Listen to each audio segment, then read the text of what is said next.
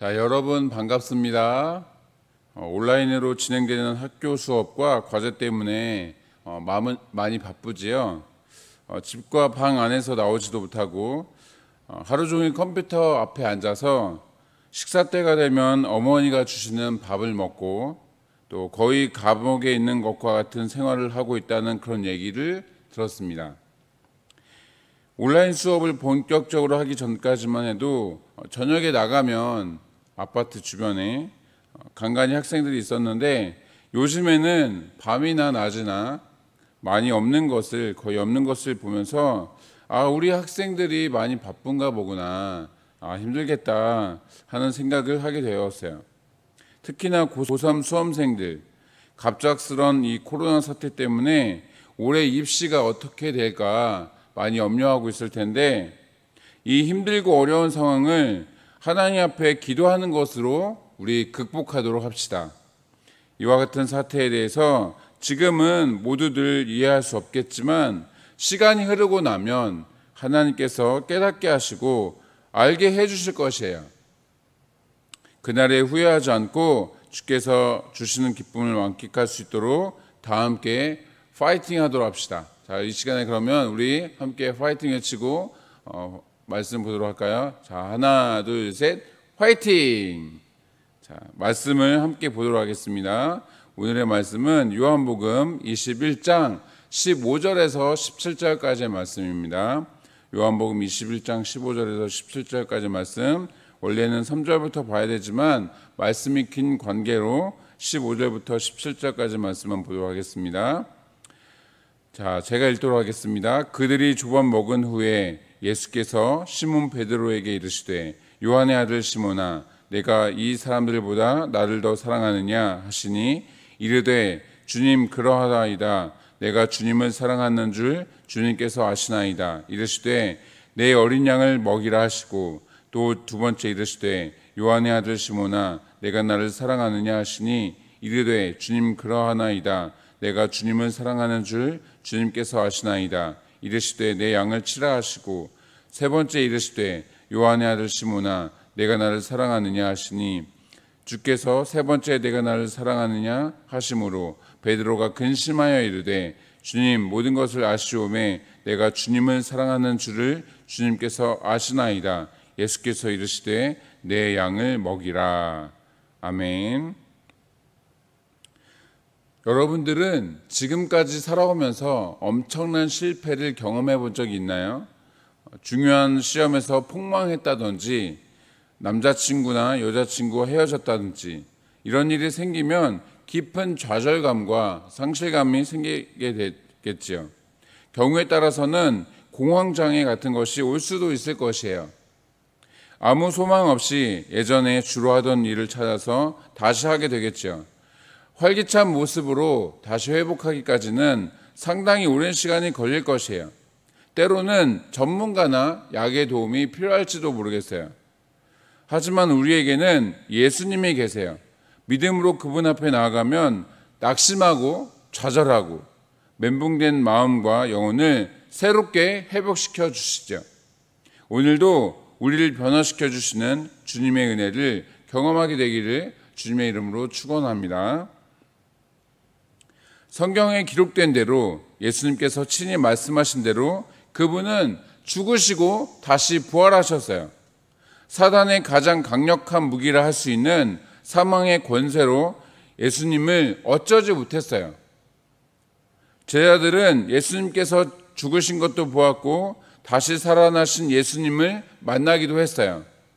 그것은 예수님을 사랑하고 그동안 믿고 따르며 동고동락했던 제자들에게 큰 기쁨이 되었어요. 그런데 이전에 친밀했던 관계로 돌아가기에는 한 가지 큰 문제점이 있었어요. 그것은 무엇이었을까요? 제자들은 부활하신 예수님을 만나고 나서도 깊은 실패감으로 예전처럼 주님을 따르지 못했는데, 예수님께 헌신하는 것을 가로막는 것은 과연 무엇이었을까요? 그것은 바로 배신이었어요. 예수님께서 붙잡히시던 날 예수님은 밤늦게까지 땀이 핏방울로 떨어지듯이 심각하게 기도하셨어요. 그 사이에 제자들은 무엇을 하고 있었나요? 깨어 기도하라 라는 예수님의 말씀에도 아랑곳하지 않고 잠만 자고 있었어요. 기도를 마치신 후에 예수님께서는 어떻게 되셨나요? 내려오시는 길에 붙잡히시게 되었어요. 곁에 있던 제자들은 잠깐 반항을 하긴 했지만 예수님께서 순순히 붙잡히시니까 그 모습에 놀라 모두 도망치고 말았어요.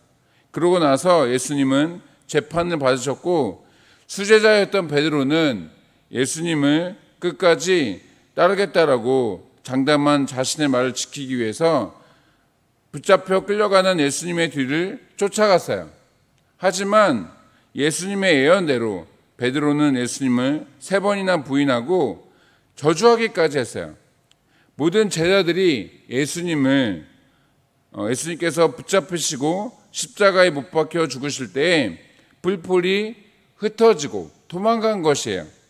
심지어 자신들도 예수님처럼 잡혀서 죽게 되진 않을까 염려하면서 문을 걸어 잠그고 꽁꽁 숨어 있었던 것이죠. 그러다가 예수님께서 다시 살아나시고 그들 앞에 다시 나타나셨을 때 그들 안에는 어떠한 감정이 있었을까요? 살아나셔서 기쁘긴 하겠지만 예수님을 배신했다는 생각에 이전처럼 예수님과 함께 해야겠다라는 생각을 하지 못했을 거예요. 오히려 예수님께서 나에게 벌을 내시면 어떻게 하나, 자신들에게 나에게 실망했을 테니 다른 사람들을 찾아 제자로 삼으시겠지, 이제 예수님과는 완전히 끝이구나 라는 생각을 갖게 되었을 것이에요. 베드로를 비롯한 몇몇 제자들은 예수님을 만나기 전에 가지고 있었던 자신들의 직업, 그러니까 업으로 다시 돌아가게 되었어요. 그것을 위해서 고향으로 돌아가게 되었죠. 요한복음 21장에서는 그곳이 디베랴 호수라고 쓰여 있는데 여러분들이 잘 알고 있는 갈릴리 호수와 같은 곳이에요. 그냥 이름만 다르게 부를 뿐인 거죠. 참고로 호수 대신에 바다라는 표현도 사용하는데 그만큼 호수가 매우 크기도 하고 때때로 산에서 불어오는 바람 때문에 파도가 치는 것처럼 심하게 물결이 치기도 해서 그렇게 부르기도 한 것이에요. 어쨌든 금의 환영은커녕 창피해서 얼굴도 제대로 들고 다니지 못했을 거예요. 열심히 그물을 던지고 물고기만 잡았겠죠. 이러한 제자들에게 예수님께서 다시 나타나셨어요. 성경을 보니까 이것이 3번째 나타나신 거라고 말씀하고 있어요. 그런데 예수님도 참 재미있으신 것이 인생에서 가장 설레었던 추억과 가장 잊고 싶은 기억을 지금 이 순간 생각나게 하시는 거예요. 우리가 보아야 할 것은 3가지 장면이에요. 예수님께서 베드로를 부르시는 것, 같이 생선을 구워 먹는 것, 그리고 예수님께서 베드로에게 같은 질문을 3번이나 하시는 것. 각각 과거의 어떤 장면과 연관이 되는지 눈치가 빠른 친구들은 벌써 하면서 생각이 났을 거예요. 우선 첫 번째로 공교롭게도 예수님께서 나타나신 날 밤새도록 그물질을 했는데 한 마리도 잡지 못했어요. 그런데 어떤 한 사람이 짠 하고 나타나더니 배 오른편으로 그물을 던지라는 것이에요. 베드로는 어지간하면 시키는 대로 하는 스타일이라서 누군지도 모르는 사람인데도 그물을 던졌더니 153마리의 물고기가 잡힌 거예요. 예수님께서 3년 전쯤 처음 부르셨을 때와 비슷한 상황인 것이죠. 그래서 베드로는 예수님인 것을 바로 알아차렸던 것이에요. 자신의 인생에서 전환점이 되었던 가장 설레고 중요했던 그 순간을 예수님께서 다시 기억나게 하셨던 거예요.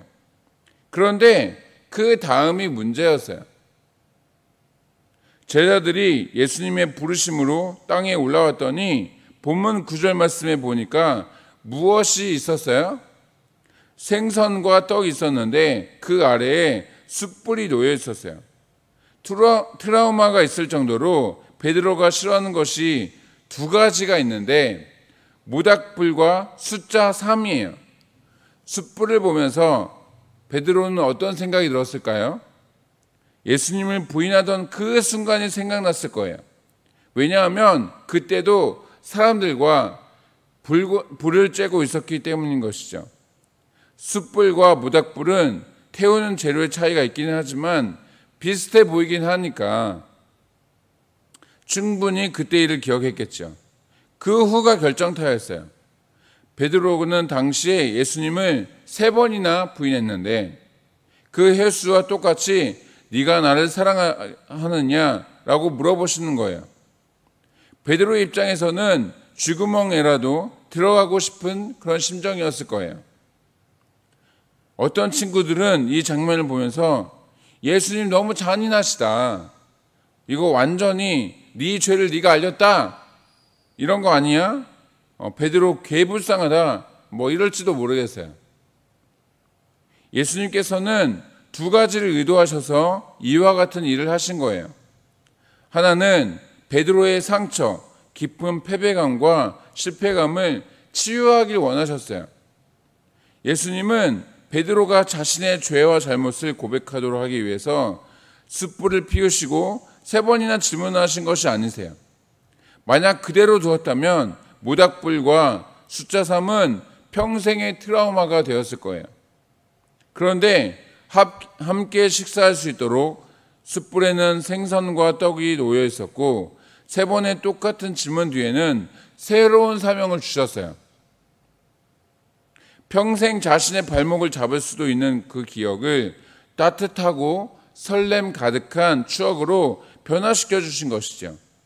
베드로는 더 이상 과거의 실수와 잘못에 얽매이지 않고 앞으로 나아갈 수 있었을 것이에요. 또 하나의 의도는 앞서 잠깐 언급했던 것처럼 베드로에게 더 구체적이고 직접적인 사명을 주시기 위함이셨어요. 예수님께서 베드로를 처음 부르셨을 때 무엇이라고 말씀하셨었죠? 사람 낚는 어부가 되어라 라고 말씀하셨어요. 단순히 복음을 전하고 전도하는 수준에 머물러 있는 것이었죠. 하지만 오늘 본문에서는 무엇이라고 말씀하고 계세요? 내 양을 치고 먹여라 말씀하고 계세요. 한마디로 예수님의 사람들을 양육하라는 것이에요. 예수님께서 제자들에게 하셨던 것처럼 말씀을 가르치고 훈련시켜서 예수님의 사람 또 그리스도인으로 제자로 살도록 하라는 것이죠.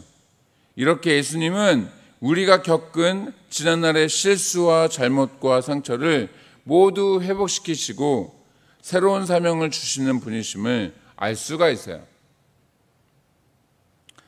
말씀을 마치겠습니다. 로마서 8장 39절을 보시면 어떤 피조물이라도 우리를 우리 주 그리스도 예수 안에 있는 하나님의 사랑에서 끊을 수 없다라고 말씀하고 계세요. 베드로도 그렇고 다른 제자들도 그렇고 모두 실패한 경험이 있어요. 예수님을 떠나고 부인했으니까 어떻게 보면 심각한 죄를 지은 것과 다름이 없어요. 하지만 그것은 고의가 아니었어요. 예수님 혼자서 모든 죄를 짊어지셔야 하는 하나님의 뜻을 이루기 위해 필요한 과정이었어요. 중요한 것은 제자들이 그 부분에 대해서 회개를 했고 예수님께서는 이미 용서하셨다는 것에 있어요. 이런 경우 일반적으로 관계가 끝날 것이라 생각하고 실패감과 좌절감에 빠지게 되는데 예수님께서는 전혀 그렇지 않으시다는 거예요.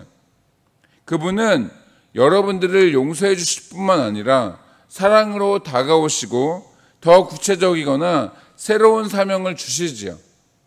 여러분들이 그 예수님을 만나길 바라요. 그렇게 해서 예수님의 제자로 살아가는 우리 사이공 한인연합교회 중고등부 학생들이 되시기를 주님의 이름으로 축복합니다. 자, 기도하시겠습니다. 사랑의 아버지 하나님, 주님의 크신 은혜와 사랑에 감사를 드립니다. 아버지 하나님, 우리는 죽을 수밖에 없었던 사람입니다.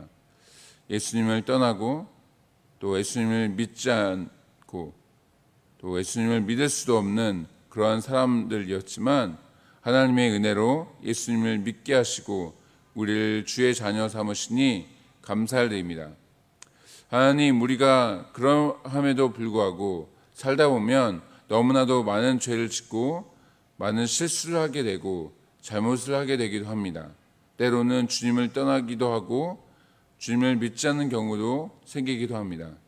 하나님, 그러함에도 불구하고 우리를 사랑하시고 우리를 붙드시는 그 예수 그리스도를 우리 모든 중고등학생들이 기억할 수 있도록 주여 붙잡아 주옵소서.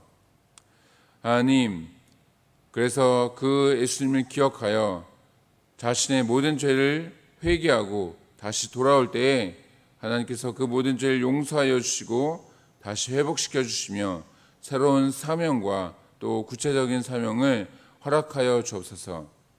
그래서 우리 중고등학생들이 어느 때 어디에 있든지 항상 주님을 찾고 주님을 위해 헌신하며 주님 앞에 나아가는 우리 모든 중고등학생들 될 수 있도록 주님 날마다 주의 성령께서 동행하여 주옵소서. 그렇게 행하실 줄 믿사옵고 사랑이 많으신 예수님의 이름으로 감사하며 기도리옵나이다. 아멘.